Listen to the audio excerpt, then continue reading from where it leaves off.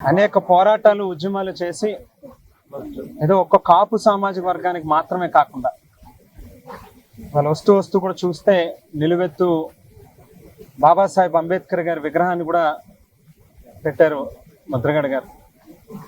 ఈ ప్రాంతంలో కూడా చాలా మంది బీసీలు ఎస్సీలు కూడా చాలా అభిమానిస్తూ ఉంటారు.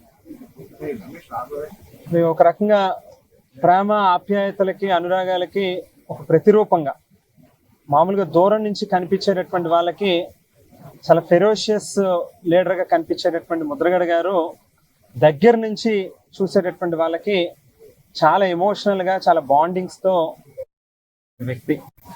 ఈవేళ ఆయన దూరం అవడం అనేటువంటిది ఈ ప్రాంత ప్రజలకు కానీ అందరికీ కూడా చాలా తీరినటువంటి నష్టం జరిగింది. వైఎస్ఆర్ కాంగ్రెస్ పార్టీ కూడా ఇది చాలా పెద్ద ఈవేళ ఒక ప్రచారం జరుగుతూ ఉంది. ముద్రగడ గారి అంత్యక్రియలు ప్రభుత్వ లాంఛనాలతో నిర్వహిస్తాం అనేటువంటి ఒక ఆలోచన ప్రభుత్వం చేస్తూ ఉంది అనేటువంటి ఒక ప్రచారం జరుగుతూ ఉంది. ఈవేళ పార్టీలకు అతీతంగా ముద్రగడ గారిని అభిమానించేటటువంటి వాళ్ళు చాలామంది ఉన్నారు. తప్పకుండా ఆయన సందర్శించవచ్చు, ఆయనకి నివాళులు అర్పించవచ్చు, అందులో ఏం అనుమానం లేదు. కానీ ఎప్పుడు సమాజం కోసం ఆయన నమ్మినటువంటి సిద్ధాంతంతో చాలా బలంగా మొండిగా ఏదైతే ఒక సమస్య మీద పోరాడేవారో అందులో రాజీ పడకుండా ఉండేవారు. మరి ఈవేళ ఆయన కుటుంబ సభ్యులు ప్రభుత్వ లాంఛనాలు అవసరం లేదు, వారు చెప్పినటువంటి మాటల్ని ఈవేళ పాత్రికా ముఖంగా అందరికీ కూడా తెలియజేస్తా ఉన్నాం.